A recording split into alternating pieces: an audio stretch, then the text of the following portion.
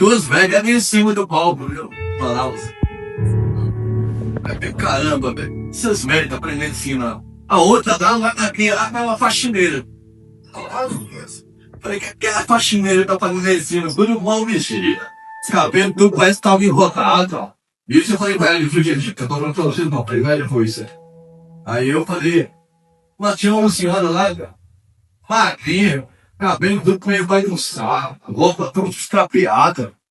E eu falei, isso é a nossa mania, gente, a gente julga bastante, né? Não sei vocês, mas deu mesmo. Tinha muito essa mania demais de julgar os outros pela aparência. Demais.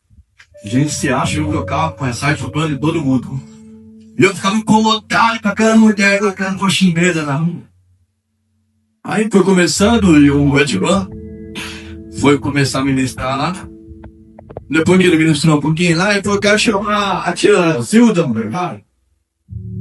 Aí eu falei, pô, o time não queria ter mim. Mas no retiro agora, não. E o cara me chama, não vai chamar um pregador, um quadro, filho, não. Tia, Zilda, amiga, o que é isso? Hein? Fala, pô, não dá certo. Chamar a tia Zilda, não dá o nome. Pra mim isso aí era bobo. Aí, quando ela pegou o microfone, ela falou, boa noite! Aí acabou já, daí pra frente foi só pra trás. Daí foi só. Aquele retiro, foi um retiro de Porto Magno que mudou minha escola. Depois daquele outro ali, meu tio. Depois daquele outro meu tio ali, batiazinho pra mim, dia. Não deu mais minha peso. Olha Deus. Aleluia. E aí, ao longo do retiro eu fui ficando impressionado com ela. Mas era muita questão, muito gosto. É uma mulher corta, né? E aí, ao longo da gente foi conversando com ela, não gostava nem um pouco dela, né? No fim, eu só queria ficar perto dela, conhecer ela e saber que eu quero estar dentro dela, eu quero ser assim, Ramon. Aí eu conheci ela, a gente se conheceu e ela começando. E aí, foi longa, o retiro inteiro lá, eu tava falando com ela. E aí depois a gente ficou conversando, tempo aí. E eu ainda não falava nada nesse tempo, assim, de me apresentar, nada. Eu gaguejava muito. E muito mais 10 anos de ponta para começar a falar um pouquinho. E aí eu cago de ontem que uma ideia que é pegador de hoje, não? Glória a Deus! É assim, quem imagina que um taco igual eu, surdo, ia estar pregando a palavra. Às vezes falando meio enrolado, às vezes com uma dicção meio ruim. Às vezes falando rápido, mas eu tô falando. Aleluia! Quando o médico lá no hospital São Caetano, na Beneficência Portuguesa, olhou pra minha mãe e falou, se ele sobreviver, é certeza que ele vai ficar cego, surdo, mudo. E hoje eu poder estar falando assim. Glória a Deus! Glória a Deus! Glória a Deus!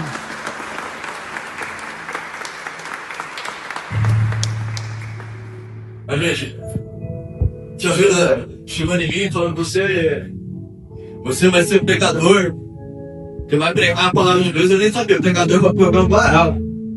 Não sabia direito que era pregador, eu disse, você gostei de roupa, não tem um monte de lugar pregador, né? Ela falou, você vai ser pregador, você vai sair pro Brasil, tem um livro dele, não sei a palavra de Deus, não sei o que é minha esposa. O Santo João pegava minha esposa assim, chegava apertando. Já viu, não podia chegar perto dela. Depois eu vocês estão muito curiosos. Ela chegava assim, pegava na mão da minha esposa e falava, essas mãos, das duas, né? Eu falando, essas mãos vai curar muita gente. É mão de cura. É mão de cura, muito importante. E aí começou, e ela é intercessora hoje, né? E é o Ministério Brasileiro dela, né? E a gente começou a falar isso, então, e aí que eu descobri mais. Sou pregador, sou pregação, renovação, fiz, não sei o que, terminar de mídia, e tal, aí eu pego na costa, oficina, DF, um monte de coisa, né? Até conversar com uma missão, depois comunidade, chegar aqui onde cheguei hoje, né? E aí, a minha esposa, tia Zilda, ela é complicada, ela não podia chegar perto do meu esposo, porque a gente ia muito em terreiro, né? Eu não contei, falei, mas eu falei que eu fiz de tudo na vida. Então o que vocês perguntaram eu fiz. Só não matei e roubei uma armada. Então a gente ia pra terreiro, mas só que a gente não gostava muito de ir. Então a gente fazia giro em casa. E eu gostava pra caramba, né? Pra gente chamar aqueles bombacheiros lá, ficava tudo lá e só. E eu ficava dançando, uripinho, bebendo, aproveitando, né? E tinha vezes eu chegava perto da minha esposa, tava no treco lá que começava a ter um show delas lá, toda vez. Eles me botavam sentar, e aí não tinha nada assim na igreja, né? Aí ela falava, o Santíssimo tá aí, a gente nem sabia direito o que era. Aí eu falei, você não sabia, né? Que era aquele negócio, né? Assim, na época eu falei, mas é que é isso? Aí eu falei, tava nada, foi. Aí daqui a pouco saí lá, começava a andar assim na hora, já sentia antes. Aí tiazinho ainda pra ajudar a chegar lá perto, aí eu uma dificuldade que eu tenho. Tiazinho foi tremendo. Serviu muito na meu processo de conversão, da minha casa, tudo. E a gente vai falar até mais um pouco. Mas sabe uma coisa que eu quero te dizer com o caos? O importante no caos é a gente responder essa pergunta. Qual é a nossa postura diante do caos? Pergunta para o irmão aí, não sei se responder, eu só pergunto para ele, qual é a sua postura diante do caos? Qual é a sua postura? Tiazinho Leandro, pode nos dar uma primeira lição hoje. Né? A primeira lição que nós podemos aprender com o Tiazinho em relação ao caos é que você tem que ter atitude. A sua postura diante do caos tem que ser uma postura de atitude. Não uma postura de reclamar, de ficar reclamando, murmurando, esperando que os outros passem as coisas para você, esperando que os outros venham até você, que os outros te ajudem, que os outros rezem por você, que os outros façam isso. Vai ter que ser uma reação, uma postura de atitude. Eu faço acontecer. Tiazinho dela se conheceu, que Tiazinho dela nunca mão. Oh, glória. Aleluia. Ela não é suja de saber, fazer acontecer, de ir pra cima, e bora. Olha, a palavra que a gente faz isso aí também. Como tá frio, não vai dar tempo de tá canoando, tá chovendo. Falava assim? Não. Sempre vamos pra cima, gente. É a primeira lição que nós vamos para essa noite hoje, com recebemos. A primeira lição que nós temos que ter, diante do caos, da dificuldade, a nossa postura tem que ser inútil. E não ficar esperando os outros. Nós cobramos tanto que os outros passam isso ou aquilo, mas ninguém está pensando fazer nada. Quem tem que fazer algo na nossa vida sou eu. Amém? Amém. Quem tem que fazer algo na sua vida, irmão, é você. Quem tem que fazer algo na sua vida é você, não fica esperando por ninguém para fazer. E aí a gente vai que não deu certo, porque o irmão fez. Mas não, a sua responsabilidade. Faça você acontecer. Eu vou fazer um negócio no nosso irmão saiu da comunidade em geral, já muito bom aí, ó. Aí, ó. Se eu não falar uma coisa, ela vai ficar tapo, né? Eu vou te dar um exemplo para atitude aqui para você ver. Nós podemos aplicar atitude bom. Bate meu, né? Eu vou falar de bate meu, vai, né?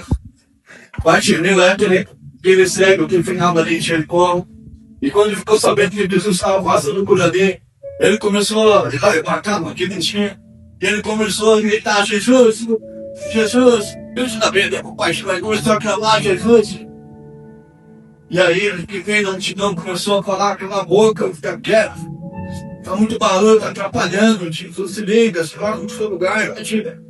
Diante do caos, algumas dificuldades, você já passaram dificuldades, que as pessoas ficam falando pra você que não vai dar certo. Isso não é pra você. E você deve parar de fazer isso. Que isso não faz nada. Quando você decide ter atitude, você decide sair da zona de conforto, a primeira coisa que vai fazer é vão te deixar. Vou tentar te jogar para baixo. E aí você tem que fazer como o Bartimeu necessita nessa noite.